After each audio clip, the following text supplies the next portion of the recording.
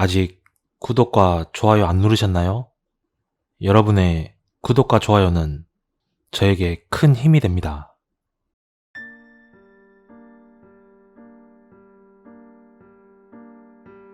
이 얘기는 내 친구 아버지가 실제로 겪은 얘기야. 친구 아버지는 처음엔 회사 택시를 하셨는데 나중에는 그토록 바라던 개인 택시를 하게 됐어. 그러다 보니 차에 애착도 많이 가고 하루하루 기분 좋게 일하시곤 했었대. 그러다 하루는 잠을 잤는데 꿈자리가 너무 사나웠다고 해. 그래서 다음날 출근 전에 기분 전환을 하기 위해 직접 세차를 하셨다고 해. 하지만 아니나 다를까 얼마 지나지 않아 비가 내리기 시작했다고 해. 빗방울은 계속 굵어졌지만 그래도 일은 해야 했기에 계속 운전을 하며 손님을 찾는데 비가 너무 많이 와서인지 꿈자리 때문인지 유난히 손님이 없더라는 거야. 그래서 착잡한 마음으로 집으로 차를 돌려서 가고 있는데 마을 입구에 다다랐을 즈음 늦은 시간임에도 불구하고 어느 할머니께서 버스 정류장에 앉아 계시더라는 거야. 비도 많이 오고 시간이 늦어서 할머니께 여쭈어보니 우산도 없고 짐도 있고 해서 무작정 앉아 계시고 있다길래 모셔다 드린다며 태워주셨대. 그렇게 할머니를 앞좌석에 모신 뒤 한참 가고 있는데 어느 학생이 가방을 머리 위에 올린 채 막 뛰어가더라는 거야. 그래서 그 학생에게 물어보니 학생도 같은 방향이고 해서 뒷좌석에 태워줬대. 그렇게 한참 가는데 이번엔 어느 아가씨가 길가에 서서 머리를 숙인 채 서 있더라는 거야. 밝은색 원피스를 입고 있었는데 머리가 길고 비에 많이 젖어 얼굴은 잘 안 보였다고 해. 그래서 친구 아버지가 할머니 쪽 창문을 내리고 아가씨에게 감기 걸리니 타라고 했었대.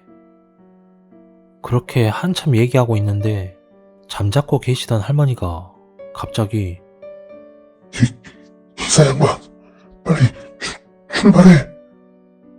흥분한 상태로 뭐에 홀린 것처럼 말을 하시더래. 자신은 죽기 싫다면서 아직 죽을 때가 아니라면서 이상한 소리를 하시더라는 거야. 비도 많이 오는데 그래도 태워가는 게 낫지 않겠어요? 친구 아버지는 태워가자고 말했지만 할머니가 막무가내로 차 유리창을 닫으면서 출발하라며 큰 소리를 치더니 나중에는 기겁하면서 욕까지 했다고 해. 그래서 너무 무서운 나머지 막 출발하려고 하는데 갑자기 그 아가씨가 택시 문 손잡이를 열기 위해 잡아당기더라는 거야. 열기 위해 안간힘을 쓰면서 말이지. 하지만 문이 잠겨 있어서 안 열리니까 그 순간 창문을 세게 치기 시작했대. 그 순간 무서워서 그대로 출발하여 그 자리를 빠져나오게 되었고 할머니 댁에 모셔다 드리며 할머니께 궁금해서 물어봤대. 할머니, 아까 왜 그러신 거예요? 같이 탔으면 좋았잖아요. 근데 아가씨가 좀 이상하긴 하던데. 그러자 할머니가 말씀을 하셨대. 기사 양반, 나도 아가씨가 같이 타면 좋겠다 싶었는데 아가씨가 얼굴 윤곽이 없는 거야. 그래서 내가 잘못 봤나 싶었지. 그리고 무심코 거울을 봤는데 글쎄 아가씨가 하체가 없었어. 분명히 없었어.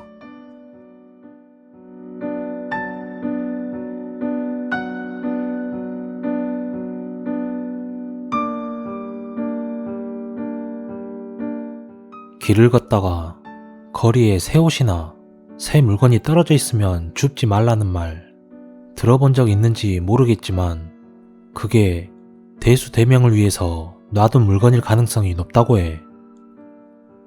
대수대명은 내 생명을 대신해 다른 생명을 보내는 건데 죽을 팔자를 바꿔치는 거라고 할 수 있지.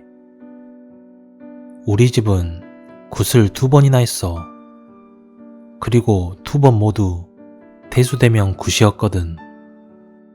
사실 2번째 굿은 처음 굿에 비하면 작은 굿이었지. 우리 집이 음식점을 했는데 주인이 무당이었어. 그런데 어느 날 우리 엄마를 주인이 부른 거야. 그래서 엄마는 그 주인에게 갔고 무당 아줌마는 대뜸 아빠가 죽을 운이라는 거야. 나중에 사고가 난다고 말을 하더래. 그래서 바로 굿을 했었어. 하지만 굿을 했다 하더라도 반드시 그 흔적은 남게 되거든.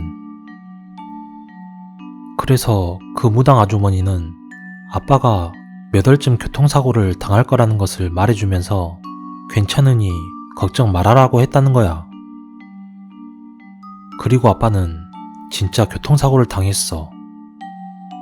근데 정말 살짝 부딪힌 정도의 작은 사고였고 찰과상도 안 남는 사고였지. 우리 엄마는 굉장히 기가 세고 강단이 있으신 분인데도 그런 분이 두말 않고 굿을 하신 데에는 이유가 있었던 거지. 그 후엔 나도 어렸고 내 동생도 어릴 때 얘기야. 내 동생이 어느 날 엄마, 나 꿈에서 배 탔어. 엄마에게 그러더래. 그런데 꿈에서 배를 타는 건 안 좋은 징조거든. 우리 집은 불교를 믿는 집안인데 그때 엄마와 아빠는 무속 같은 것도 잘 몰랐고 관심도 없었어. 근데 하루는 아빠가 낮잠을 자고 일어나서는 갑자기 외할머니께 그랬다는 거야. 장모님, 어디 점 잘 보는 데 없나요? 지금 당장 갑시다. 관심도 전혀 없던 아빠가 갑자기 그런 말을 하더래. 우리 외할머니가 살던 곳보다 조금 먼 곳에 사는 지인분이 만신이셨다고 해. 그니까 큰 무당인 거지. 그래서 엄마와 외할머니랑 다른 지인분과 같이 그곳으로 찾아갔대. 길이 험해서 차로 갈 수 있는 데까지 아빠가 모셔다 드렸고 겨우겨우 그 길을 헤치고 도착하게 된 거야. 근데 그 만신이 엄마를 보더니 다짜고짜 애기가 위험하다고 하더라는 거야. 그러면서 당장 가서 내가 가져오라는 거 가져오라고 윽박을 질렀대. 77,700원이랑 쌀알 7개, 닭 1마리와 아빠 손톱 발톱, 그리고 애기 손톱 발톱, 또 3번째 서랍장을 열면 맨 밑에 자색 아빠 티셔츠가 있을 거고 4번째 서랍에 애기 자색 티가 있을 거니까 가져오라고 했다는 거야. 엄마는 허겁지겁 달려가서 이것저것 챙기는데 진짜 신기하게도 말한 자리에 티셔츠가 있었다고 해. 결혼 전에 친할머니가 사두셨던 거라서 엄마는 그런 게 있는지도 몰랐는데 말이지. 그렇게 챙겨서 도착하니까 밤이 깊었다고 해. 만신이 막 굿을 하더니 아빠 티셔츠와 애기 티셔츠를 포개놓고는 살아있는 닭을 놓고 나물과 손톱 발톱, 밥, 돈 이런 걸 다 놓더니 펼쳐서 포개놓았던 티셔츠 팔을 들어서 닭 위로 덮더라는 거야. 근데 살아있던 닭이 덮자마자 픽 하고 죽어버리더래. 그 당시에 우리가 닭을 풀어놓고 키웠거든. 그리고 그때 가져간 닭은 그 중에서도 제일 싸나운 닭이었고, 근데 그 닭이 티셔츠를 덮었을 뿐인데 죽더라는 거야. 그렇게 마저 굿을 진행했고, 만신이 엄마한테 그러더래. 흔적은 남을 거야. 7월에 애가 교통사고를 당하니 조심해. 집에 돌아와서는 한동안 신경이 쓰였는데 어느 정도 시간이 지나니 괜찮았다고 해. 그렇게 7월이 거의 지나갈 무렵 삼거리에서 한쪽 길에서는 차가 오고 있었고 또 다른 길에서는 오토바이가 오고 있었대. 엄마와 내 동생은 그냥 한쪽에 있었는데 사고가 난 거야. 엄마는 혼비백산해서 병원에 갔는데 고관절에 문제가 생겼다고 하더래. 그렇게 한 달 동안 입원했고 많이 좋아져서 퇴원하라고 했다는 거야. 물론 내 동생은 아주 잘 걷고 있어. 그렇게 그 일 이후로 엄마는 무속을 인지하기 시작하신 것 같아. 그렇다고 막 빠져들고 그런 건 아니지만 무속 신앙을 무시해선 안 된다고 느끼시는 것 같아. 혹시나 길에 새 물건이 있더라도 절대 함부로 줍지 말길 바래.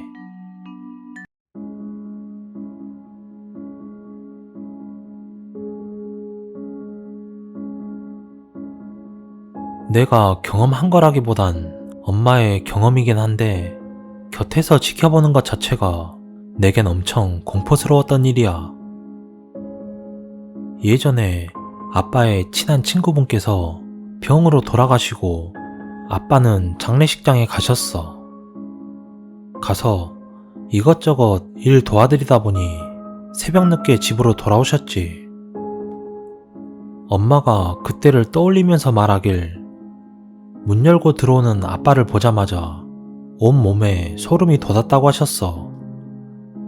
이유는 모르지만 그냥 엄청 싫고 불쾌한 느낌이 팍 들더래. 그리고 그 후에 문제가 일어나기 시작한 거야. 우리 엄마는 정말 건강한 체질이셨고 잔병치레도 거의 없을 정도로 진짜 건강하셨거든. 그런데 그런 엄마가 갑자기 시름시름 앓기 시작하셨어. 증상은 꼭 감기 몸살처럼 몸에 기력도 없고 열이 좀 있는 상태였어. 내가 병원에 가자고 했지만 엄마는 집에 있는 약 대충 먹고 그래도 낫지 않으면 병원에 간다며 고집을 피우셨지. 그리고 그날 저녁이었어. 누워 계시던 엄마가 화장실을 여러 번 왔다 갔다 하시는 거야. 난 왜 그러냐고 여쭤보니 속이 좀 안 좋은 것 같다고 하셨어.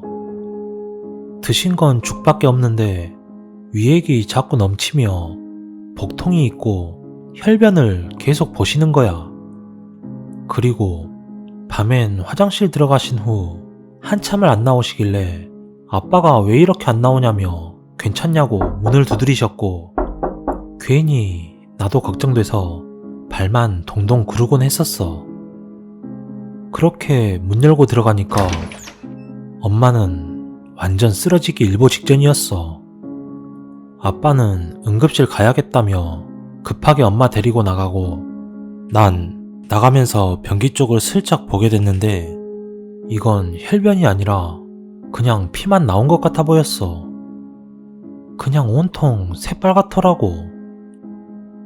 엄마가 걸어나간 바닥에도 피가 막 흘러있고 거의 하열 수준이었지.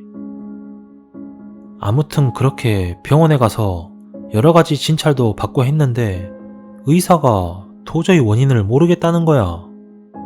그래서 일단 입원해서 좀 지켜보자는데 그때 완전 패닉 상태였어. 그렇게 건강하던 엄마가 하루아침 사이에 이렇게 됐으니까 말이지. 기분 탓인지는 몰라도 1시간마다 엄마 평세가 더 깊어지는 것 같은 느낌도 받았어. 그런데 병원에서는 계속 원인을 모르겠다고만 하고 엄마는 계속 앓기만 하셨어. 심지어 친척들이 병문안 와서도 이게 무슨 일이냐며 안쓰럽게 보는데 뭐 답이 없었던 거지. 그 와중에도 엄마는 퇴원하겠다고 너무 고집을 피우셔서 가족들의 만류에도 불구하고 입원한 지 3일 만에 집으로 오게 됐어. 결국 친할머니께서 오셔서 엄마 상태 보고 정말 용한 무당이 있는데 도움을 청해보겠다고 하시는 거야. 솔직히 난 그런 거 잘 안 믿는 사람이라 할머니께 그런 거 하지 마시라고 완전 부정적으로 말하고 그랬거든. 결국엔 할머님이 용하다고 했던 그 무당이 집으로 왔어. 무당은 거의 할머니랑 비슷한 연배였고 풍기는 느낌이 굉장히 유했어. 그렇게 할머니 따라서 안방에 들어가 엄마를 보시는데 딱 보자마자 상문이 꼈다고 하시는 거야. 그것도 진상문이 꼈대. 더러운 거한테 잘못 걸렸다고 하셨어. 왜 진작 안 찾아왔냐며 이대로 뒀으면 그냥 저 세상 가는 거라고 우리 할머니께 뭐라고 하시는 거야. 할머니께는 새밥 지어놓으라고 하시고 방에 있던 사람 다 내보낸 뒤 굿 같은 걸 하시는 것 같았어. 그렇게 굿이 끝나고 새로 지은 밥은 무당이 말한 위치에 뿌려놓고 그 무당 할머니는 돌아가시고 우린 엄마가 빨리 낫기만을 기다리고 있었지. 난 그때까지만 해도 의심을 하고 있었거든. 행여 잘못되기라도 하면 저 무당 가만히 안 두겠다는 생각을 하고 있었어. 근데 말이야. 이유도 모른 채 시름시름 앓던 엄마가 거짓말 하나도 안 보태고 안색부터 달라지시는 거야. 열이 오르락 내리락 하던 것도 정상으로 돌아왔고 드신 것도 없이 위액이 넘치고 혈변을 보았던 것도 싹 사라졌어. 그리고 기력이 없어서 누워만 있던 엄마가 아무렇지 않게 걸어나가더니 스스로 물을 드시기도 했어. 아빠와 나는 너무 놀라서 입만 떡 벌리고 서 있었어. 엄마도 신기하다며 어떻게 이렇게 갑자기 몸이 가벼워질 수 있냐고 막 그러셨거든. 난 아직도 신기해. 난 그런 거 다 미신이라고 생각했기 때문에 평소 엑소시스트 같은 프로그램도 완전 콧방귀 끼면서 웃었는데 직접 겪고 나니까 진짜 뭔가 있긴 있구나 싶은 게 안도감과 진짜 알 수 없는 묘한 기분이 들었지. 병원에서는 3일을 입원해도 도대체 원인을 모르겠다며 고개를 저었는데 진짜 알 수 없는 일이 너무 많은 것 같아. 어른들 말씀에 상갓집 갈 땐 팥을 챙겨간다던가 다녀와서 소금을 꼭 뿌리라는 얘기를 해도 그런가 보다 했는데 다음에 갈 일 생기면 꼭 해야겠다는 생각이 들었어. 그리고 상문살이라는 것도 이번에 처음 알았던 거지. 정말 옛 어른들 말씀은 꼭 새겨 들어야 하는 이유가 있는 거야.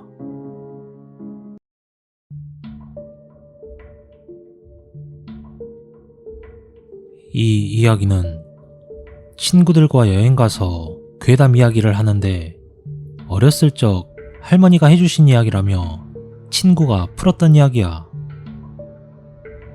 당시 친구의 할머니가 살던 마을은 사방이 산으로 막혀있는 고립된 마을이었어.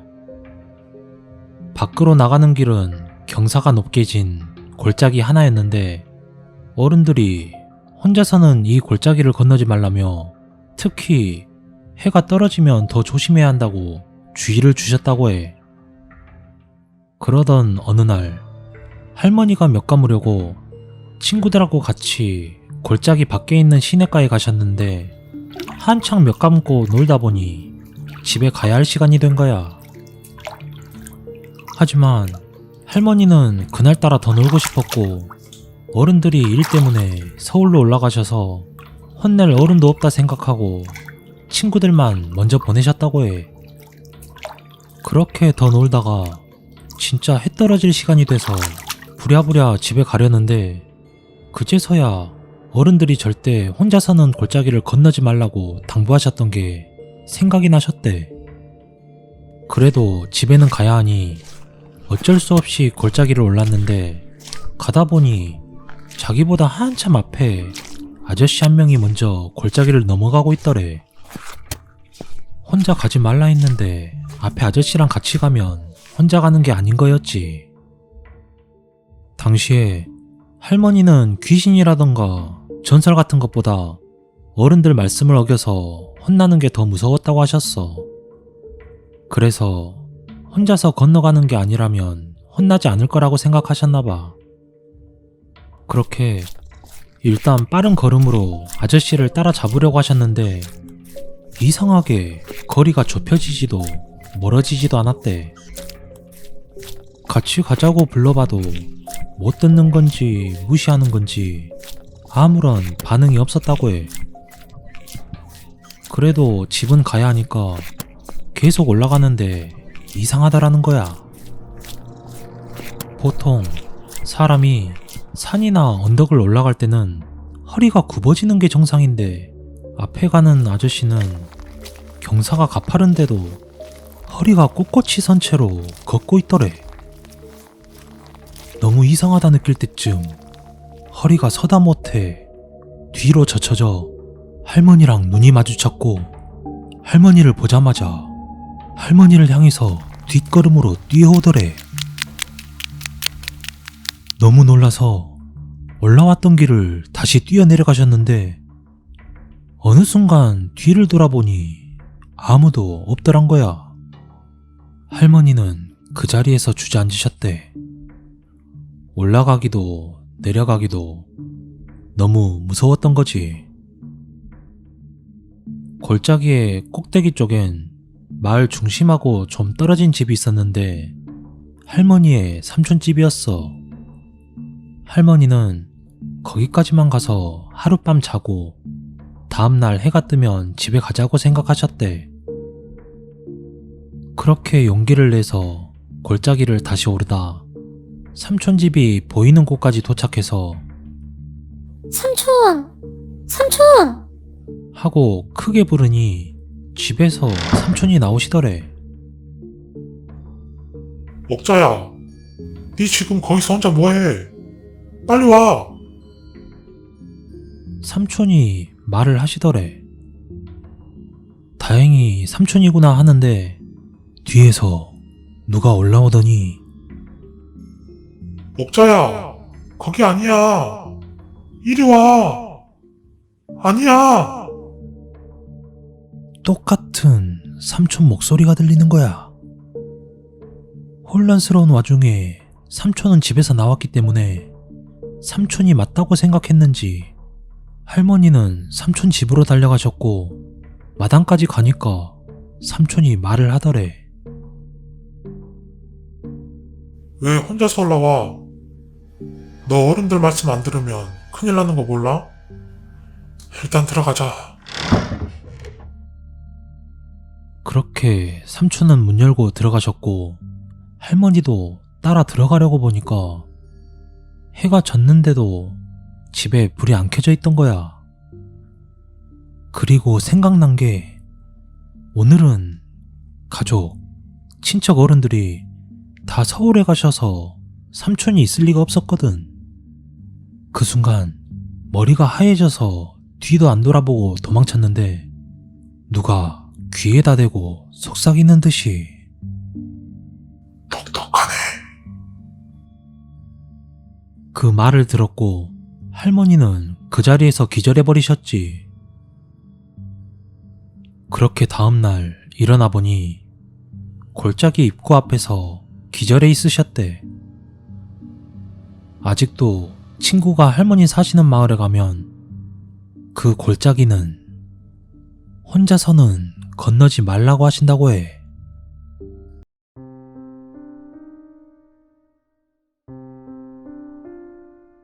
내가 어렸을 때 있었던 이야기야. 난 어느 날 할머니가 돌아가셨다는 소식을 전해 듣게 되었어. 나는 지금까지 할머니와 전혀 교류가 없었고 할머니에 대한 것은 거의 모른 채로 자라왔지만 그래도 마지막 가시는 길은 배웅해 드리자는 생각에 늦은 오후 할머니의 장례식장으로 향했지. 할머니의 영정사진은 낯설었어. 난 일단 절을 올리고 국화꽃을 사진 앞에 내려놓았어. 장례식장에선 흔한 사방에서 들려오는 울음소리, 낮은 말소리들, 분위기를 띄우려는 듯 애써 술기운을 빌려 주절주절 이야기를 떠드는 소리, 수저를 놀리는 소리 등등. 난 그런 것들에 약간 정신이 없었고 또 동시에 오묘한 기분에 사로잡혔어. 내 할머니라고는 하지만 개인적인 친분은 거의 없었기 때문에 슬프다는 기분과는 조금 다른 기분이었지. 왜 지금까지 만나보지 못했을까? 왜 모르고 지냈을까 하는 아쉬움이었을까? 혹은 잘 알지도 못하는 할머니의 죽음에 조의를 표하는 것에 대한 무언가 복잡한 그런 심경이었지. 물론 그런 이야기를 입 밖으로 내지는 않았어. 애초에 그런 이야기를 나눌 상대도 없었지만 말이야. 아무튼 난 장례식장에 가본 적이 거의 없었어. 이번 장례식이 딱 두 번째 방문이었거든. 첫 번째는 내가 꽤 어렸을 적이어서 사실 기억도 잘 나지 않아.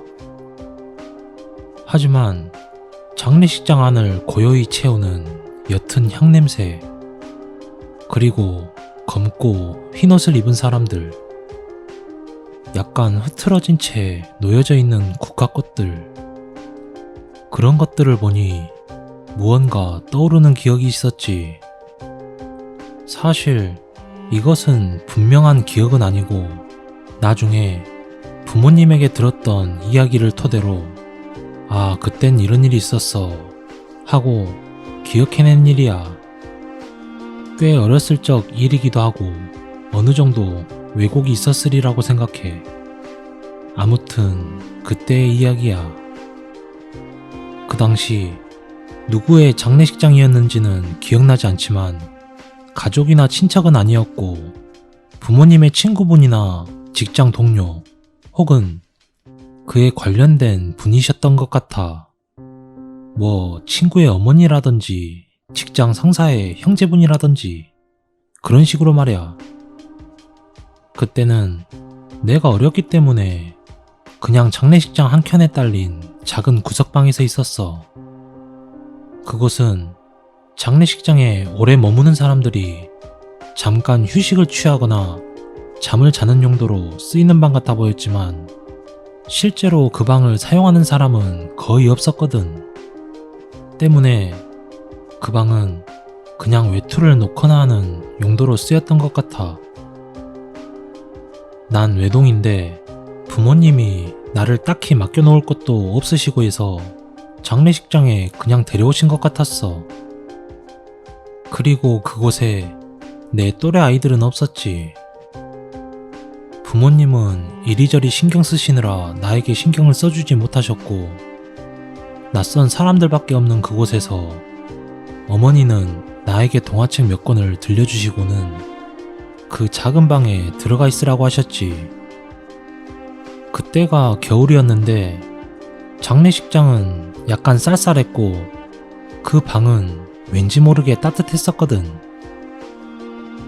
사람들의 외투만이 정신없이 늘어져 있는 그곳에서 난 동화책을 읽고 있었어. 사실 죽음이라는 것에 대한 개념도 없었으며 장례식장에 대한 두려움 같은 건 없었기 때문에 그다지 무섭다는 생각은 들지 않았지.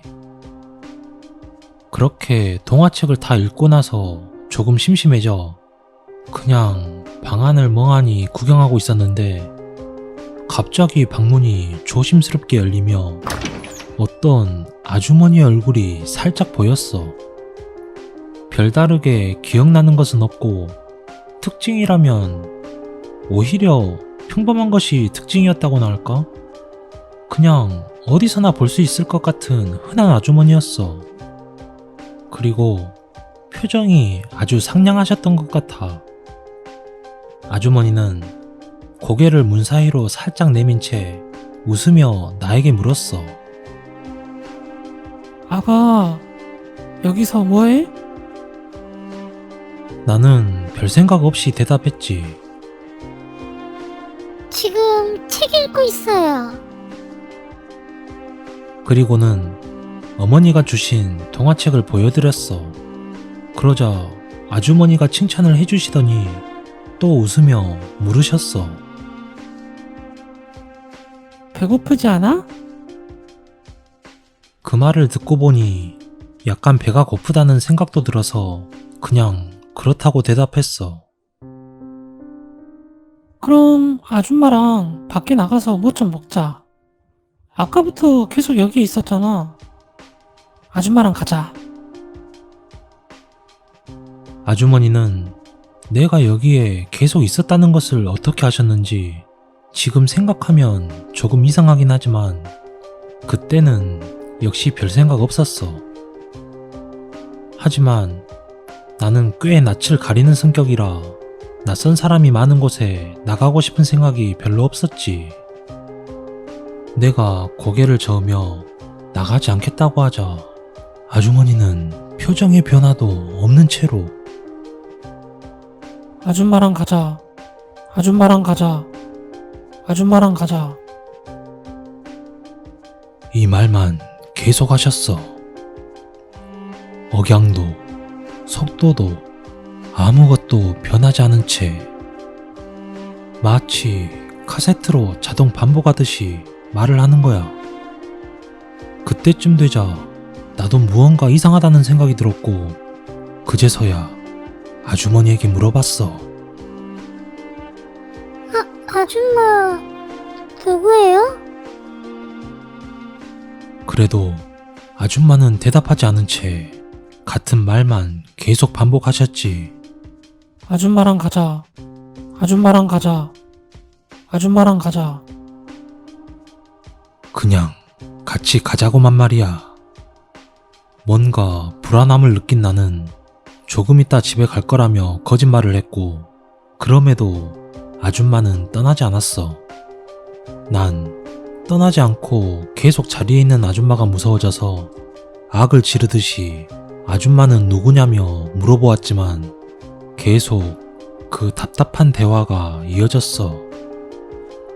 그러자 내 목소리를 들었는지 아버지께서 방 쪽으로 오시며 내 이름을 부르셨지.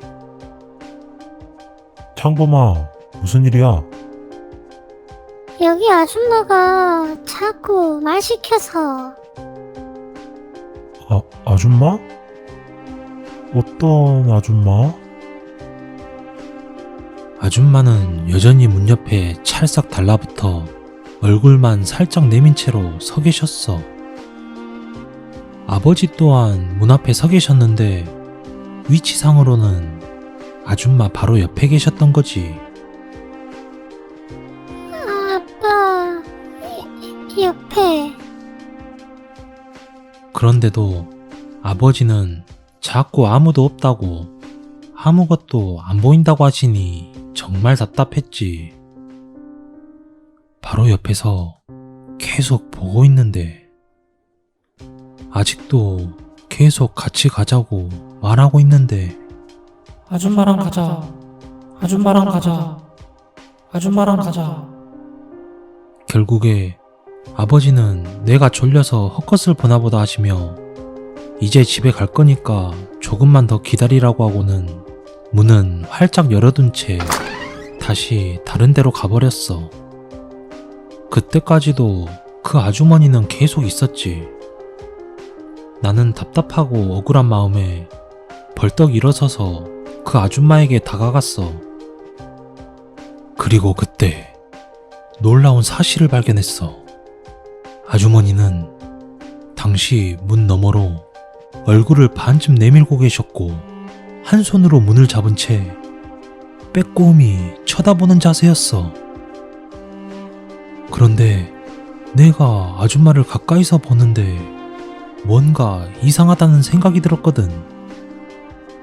아줌마를 지나쳐 문을 넘어가 버리자 아줌마의 뒷모습이 보였는데 정확히 얼굴 반쪽과 문 너머로 보이는 손 하나를 제외한 몸이 없었어.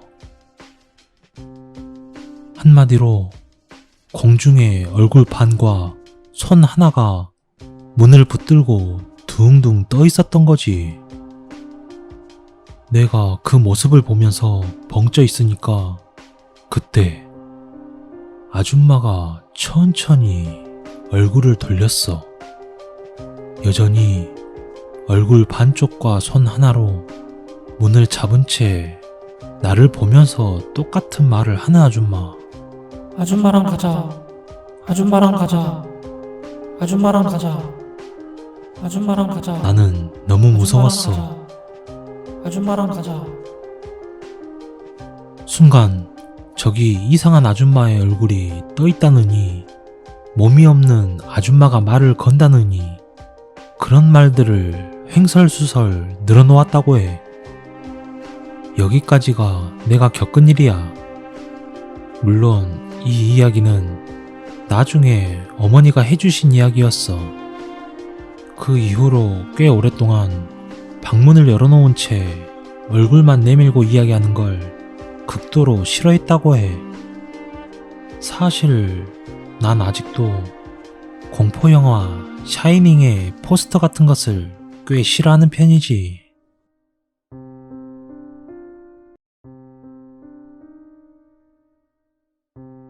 난 40대의 평범한 한 가족의 가장이자 세 아이를 키우고 있고 지방에서 작은 음식점을 운영하고 있어. 남들은 한창 놀며 즐기던 20대 후반에 지금의 와이프를 만나 결혼을 하게 되었고 나름 금슬이 좋아 아이도 셋이나 키우고 있어. 원래는 작은 중소기업에 다녔고 박봉의 월급을 받으며 회사 생활을 했었지만 더 나이가 들기 전에 내가 갖고 있는 한식, 중식, 양식 조리사 자격증을 제대로 써보자 해서 작은 음식점을 하게 됐어. 하지만 가게를 차리기엔 퇴직금으로는 턱도 없이 부족했고 양쪽 부모님의 도움과 은행의 도움으로 겨우 오픈을 할 수 있었지. 그렇게 어렵게 오픈한 음식점은 나름대로 장사는 잘 되었고 가게에 들어간 빚도 조금씩 줄어들고 있을 때였어. 그때 당시 타던 차라고는 20년 가까이 된 폐차 수준의 승용차였고 워낙 차에 대한 욕심도 없었고 탈 일도 거의 없었지. 차는 굴러가기만 하면 된다고 생각했는데 애들도 조금씩 크고 학교를 가야 한다거나 명절에 친척들을 보러 고향에 갈 때 와이프가 조금씩 나에게 말을 했어. 여보, 우리 차 좀 바꾸자. 차? 왜? 아직 멀쩡한데? 이게 멀쩡해 보여? 시동도 안 걸리고 어디 갈 때마다 쪽팔려서 내리지 못하겠어. 그랬다. 차에 나이가 많다 보니 가끔씩 시동도 갤갤거렸고 주행할 때마다 찌그덕거리는 소리, 외관은 녹이 이리저리 퍼져서 도색 페인트가 벗겨진 상태였어. 흔한 말로 똥차였지. 처음엔 아직까지 달리는 데는 큰 문제는 없었기에 대수롭지 않게 생각하며 지내다가 하루는 야채를 사기 위해 농수산물 시장으로 가는 도중에 갑자기 엔진에서 연기가 나더니 급기야 도로 한가운데에 멈춰버린 거야. 보험을 불러 견인을 하고 카센터를 갔지만 카센터 사장님이 한참 보시더니 수리하는 것보다 폐차하는 것을 권유했고 그렇게 폐차를 하게 되었어. 비록 똥차긴 했지만 차가 있다가 하루아침에 없으니 꽤나 불편했고 특히 시장을 가야 하는데 그게 너무나 불편했지. 와이프는 이참에 새 차를 사자고 졸라댔지만 중형 SUV를 사기에는 4천만원 가까이 되는 큰 금액이었어. 워낙 차에 관심이 없었기에 4천만원이라는 돈은 나에겐 아주 부담이 되는 돈이었지. 몇백만원짜리 중고차도 잘 가고 잘 사는데 말이야. 그래서 한참을 고민하다가 인터넷 카페에서 중고차를 직거래로 판매하는 곳을 보게 되었어. 그 카페는 정리가 꽤나 잘 돼 있었고 금액별로 볼 수 있도록 되어 있었지. 난 500만원 이하로 생각을 했지만 와이프는 수리비가 더 들 거라며 좀 좋은 걸로 사라고 닥달하는 바람에 1000만원 미만의 중고차를 보고 있었어. 그런데 유독 눈에 띄는 차 한 대가 보이는 거야. 내가 원하던 중형 SUV인데 연식도 3년밖에 지나지 않았고 키로수 또한 5만 킬로로 엄청 짧았어. 심지어 판매 가격은 990만원. 그 차의 시세가 그 당시 1200에서 1500은 됐었는데 아주 파격적인 가격이었지. 사진을 보니 외관이나 내부는 새 차같이 깔끔했고 무엇보다 보험 이력이 없어서 너무 마음에 들었어. 물론 그 밑에 사람들의 댓글도 많이 있었지. 허위 100%, 중고차 딜러네 등등의 댓글들이었지. 난 거기에 써있는 연락처로 바로 전화를 하게 되었어.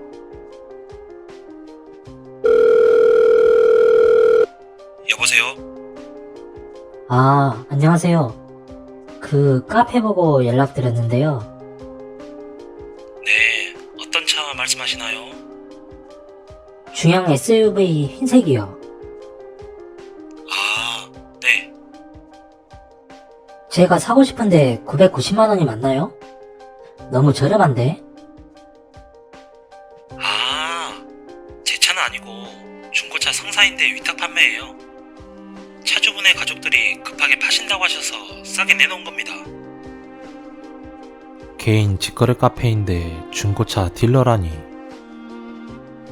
처음엔 허위 매물이나 사기로 생각을 했지만 정말 혹시나 하는 마음이 컸었어. 진짜라면 엄청 싼 거니까 말이야. 난 차가 급했기에 주소를 문자로 받은 다음 바로 그 다음날 가게 되었지. 중고차 매매단지 한 구석에 그 차가 있었고 딜러로 보이는 사람이 젖은 타올로 차의 먼지를 닦고 있었어. 안녕하세요. 어제 연락드린 사람입니다. 아, 이 차입니다. 차는 아주 깨끗했고 뭐 하나 흠잡을 것도 없이 완벽했어. 실내 또한 세차를 해놔서 그런지 향기 나는 냄새도 좋았고 아주 깨끗했지. 자, 여기 키 있으니까 한번 시승해 보세요. 그렇게 난 키를 받고 시승을 하는데 너무 마음에 들었어. 뭐 소리나고 힘도 없는 똥차만 탔었으니 그 차는 나에겐 벤츠 이상으로 느껴졌어. 근데 왜 이렇게 가격이 싼 거죠? 어제 말씀드렸다시피 차주분이 급하게 처분하려고 위탁을 맡긴 차라서 그래요. 차주가 돈이 급했나? 혼자 속으로 생각하며 더 이상 고민할 겨를도 없이 바로 계약을 하게 되었고 기분 좋게 그 차를 타고 와이프에게 갔어. 그런데 차를 타더니 와이프의 표정이 좀 이상했어. 여보, 이게 뭔 냄새야? 냄새? 무슨 냄새? 음식 썩은 냄새 같은데? 으. 난 아무 냄새 안 나는데 와이프는 헛구역질까지 하며 내렸어. 속이 안 좋은가 보다 하며 대수롭지 않게 넘겼지.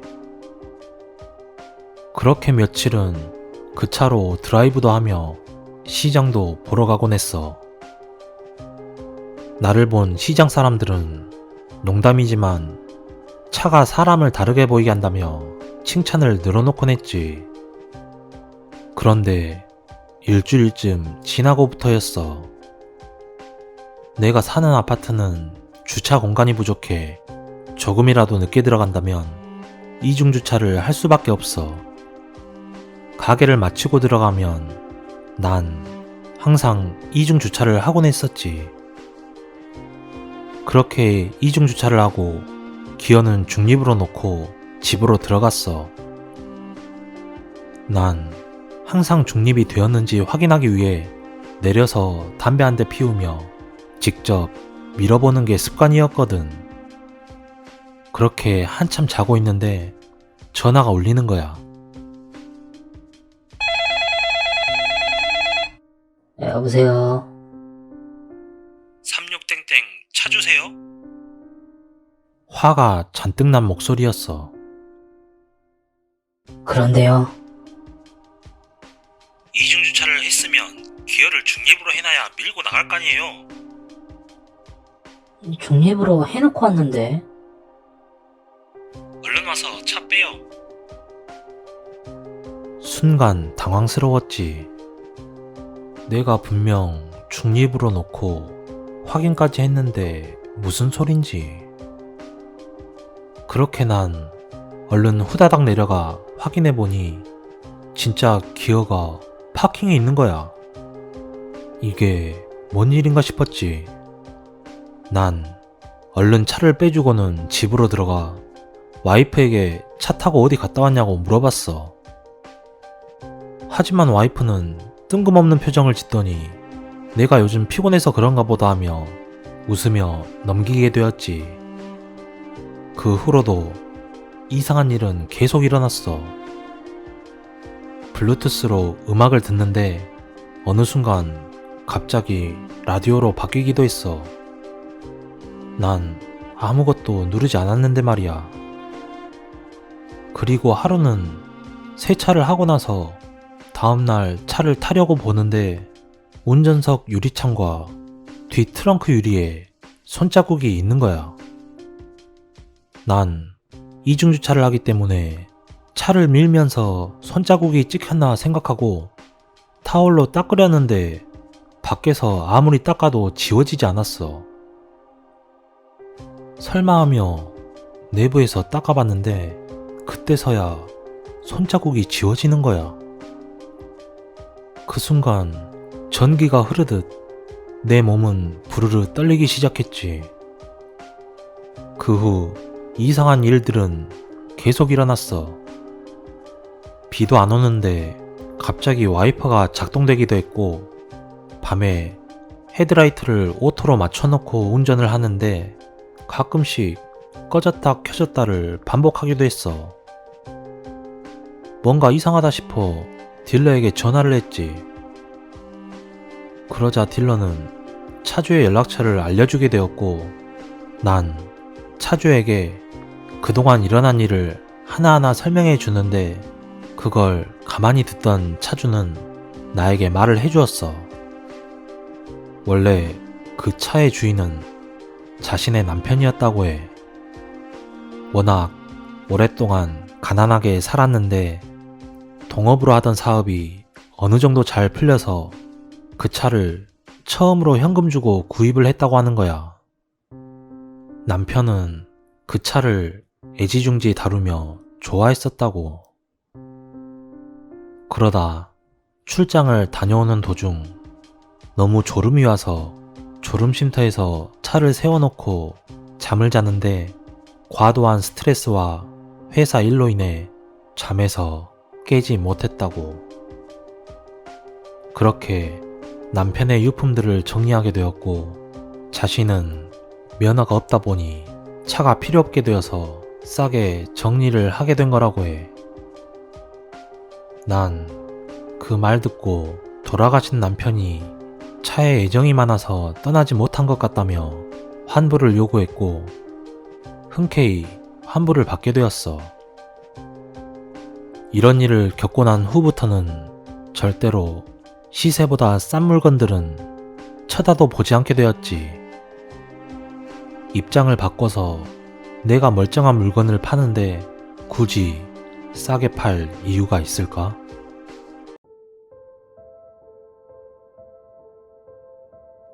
때는 2005년도였어. 고등학교를 졸업한 지 얼마 되지 않았던 난 고액 단기 아르바이트를 찾고 있었어. 요즘은 아르바이트를 알선해주는 여러 사이트들이 넘쳐나지만 그때는 그냥 주변 사람에게 물어물어 찾거나 인력 사무소에 가서 막일을 하는 수준이었어.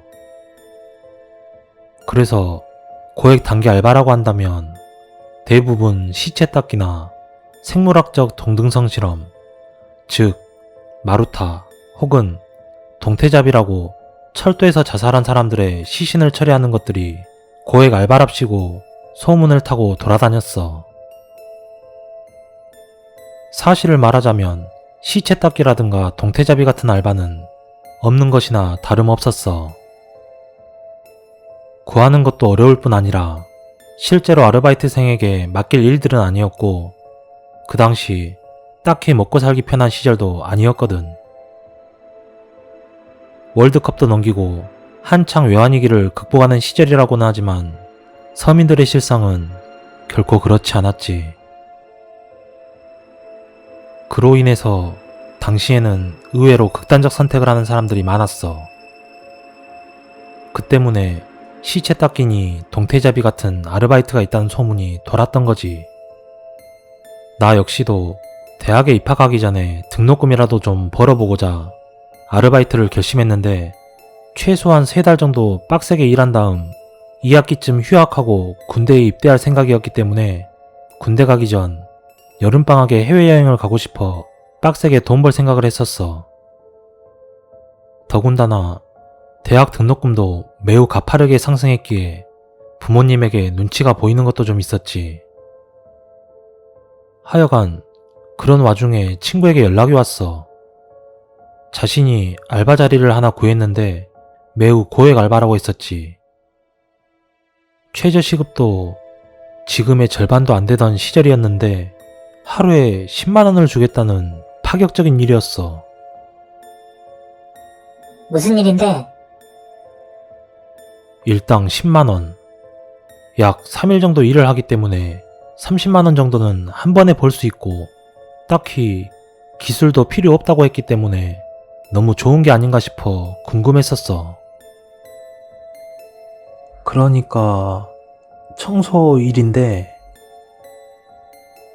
요약하자면 집을 청소해주는 일이었어. 하지만 사람이 죽은 집을 청소하는 일이었지. 물론 절대 쉬운 일은 아니었어. 그냥 죽은 게 아니라 대부분 자살하거나 노인 혼자 살다가 죽어서 집 전체를 뜯어내 새로 시공하는 일이었으니까 말이야.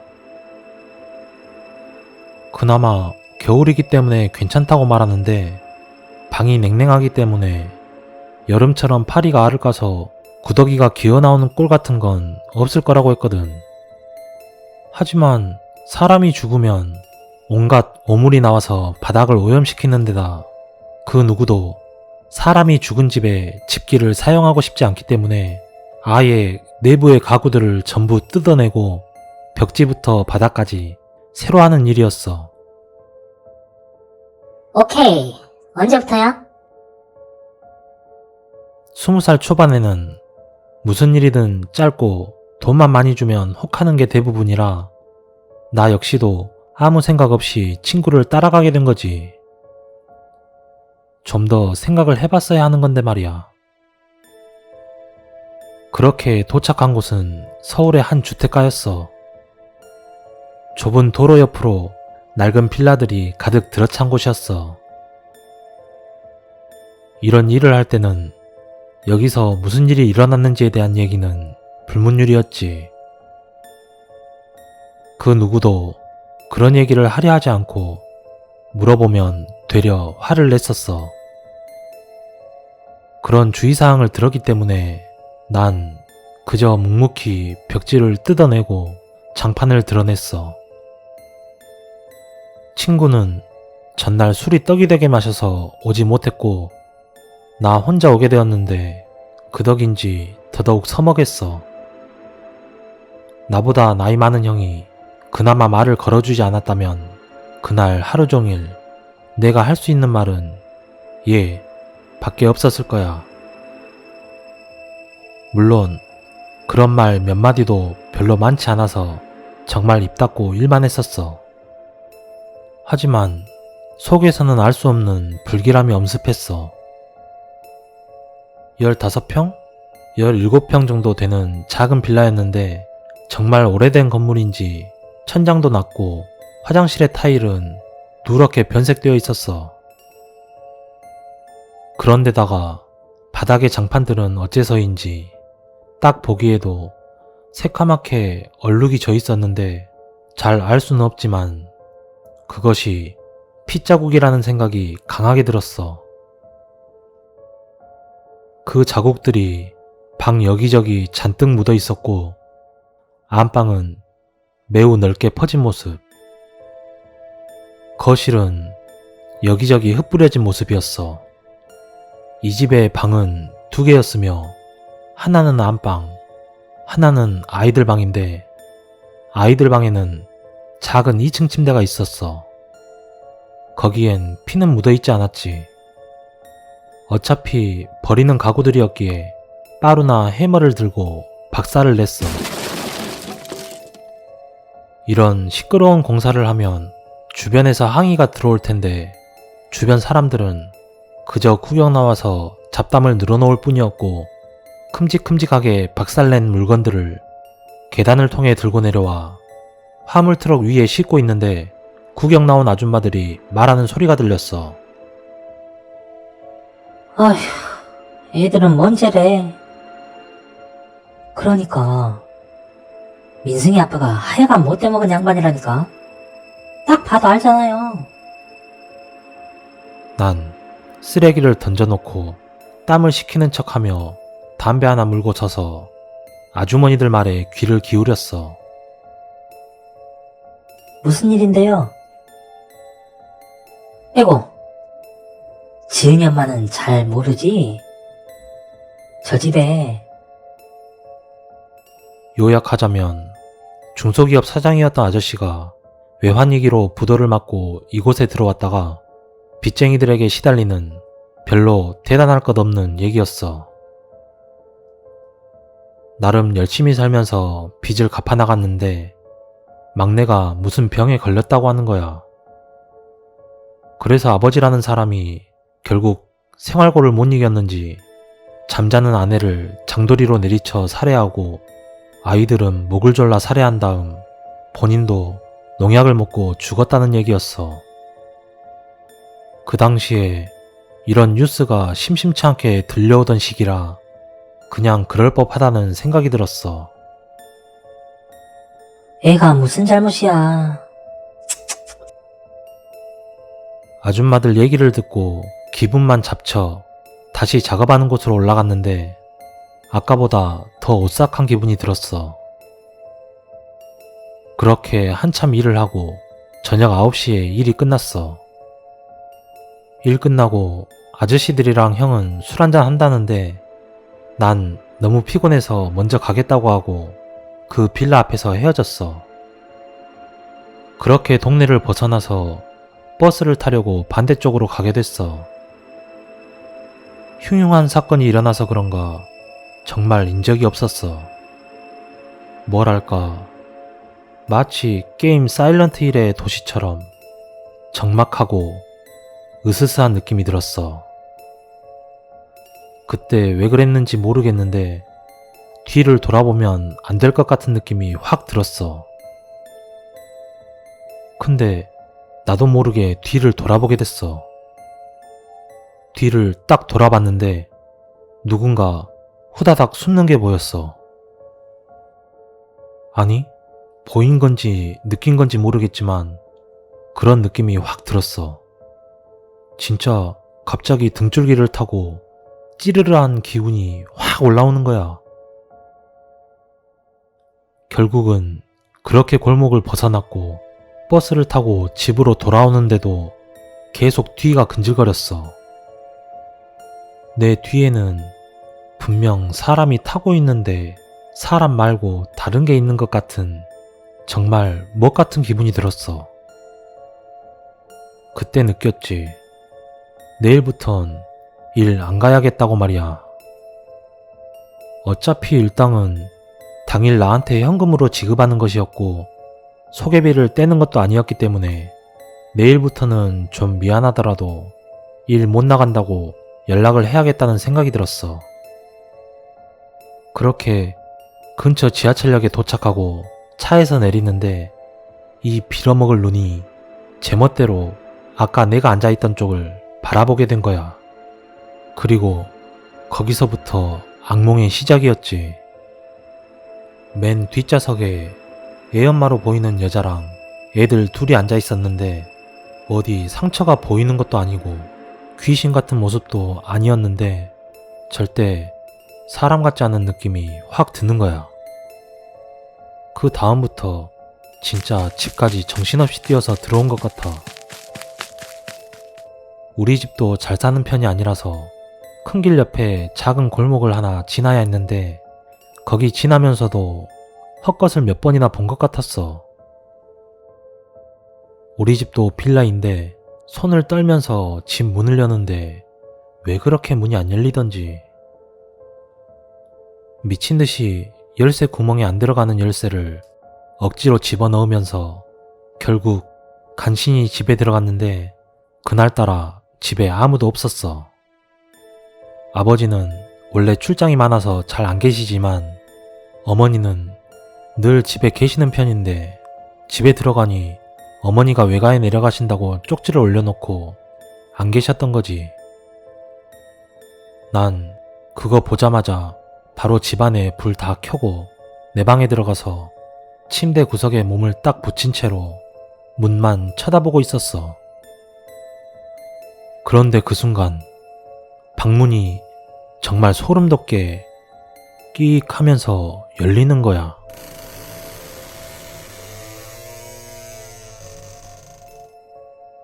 내가 긴장하면 손톱으로 손가락을 긁는 버릇이 있는데 진짜 미친듯이 긁었던 것 같아. 너무 무서워서 다시 거실로 후다닥 뛰어간 다음에 TV를 켜놓고 볼륨을 올린 다음 내 방으로 들어와서 컴퓨터를 켜고 다운받아 놨던 애니메이션을 켜놨어. 애니를 보려는 게 아니라 그냥 그 적막감이 너무 싫었던 거지. 어차피 내일 일도 없고 해서 잠도 안 자고 그날 밤을 버틸 생각으로 침대 구석에 쭈그리고 앉아서 방문만 바라봤어. 문을 다시 닫을까도 했지만 문을 닫으면 또 열릴까 싶어서 아예 활짝 열어놨어. 그렇게 얼마나 지났을까? 갑자기 우리 집에 창고로 사용하는 방이 하나 있는데 거기서 뭔가 덜그럭하면서 떨어지는 소리가 들린 거야. 가야 하나 말아야 하나 한참 고민하다가 칼 하나를 꺼내서 나갔어. 그 당시에 군용 나이프를 모으는 취미가 있어서 내 방에 칼이 몇 자루 있었는데 그 중에서 가장 흉측하고 커다란 서바이벌 라이프를 꺼내서 손에 꽉 쥔 채 창고방으로 갔어. 창고방은 불도 안 켜놨고 문도 닫은 상태였는데 오금이 저린다고 해야 하나? 여튼 굉장한 긴장감이 들었어. 난 문을 살짝 열고 발로 확 밀면서 문에서 떨어졌어. 다행히 창고 안에는 별거 없었지. 난 한숨을 내쉬면서 내 방으로 돌아갔어. 근데 생각해보니까 이상하리만치 너무 조용한 거야. 내 방에 돌아가고 생각해보니 이상한 거지. 난 분명 거실에 TV도 켜놨고 컴퓨터에 애니메이션도 틀어놨는데 이상하게 조용한 거야. 그렇게 내 방에 들어가 놓고 다시 침대로 올라가지도 못한 채 가만히 서 있었어. 그때 분명 집안인데 스산한 바람 같은 게 귓가를 스치는 거야. 그리고는 여자 목소리가 들렸지.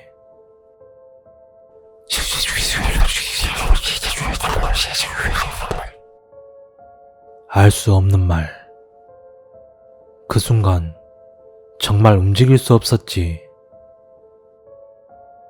한참을 그 목소리 때문에 움직이지도 못하고 엉거주춤 선 그 자세에서 계속 그 목소리만 듣고 있었어. 그런데 그때 다리 쪽에서 이상한 느낌이 들기 시작했어. 진짜 보지 말았어야 했는데. 난 슬금슬금 다리 쪽을 내려다보는데 어린 남자애가 마치 수영장에 떠 있는 것처럼 우리 집 바닥에 반쯤 잠겨서 날 쳐다보고 있었어. 나와 눈이 마주쳤는데 날 보면서 씩 웃는 거야. 근데 그 입술이 귀 밑까지 쫙 찢어지는 거 보고 바로 냅다 뛰어서 집 밖으로 나갔지. 신발도 없이 위도 하나 걸치지 않은 상태에서 집 밖으로 뛰어 큰 길로 미친 듯이 나갔어. 그리고는 술집을 찾아 들어가서 밤새도록 거기서 술을 마셨어. 그 이후로는 다시 나타나지는 않았어.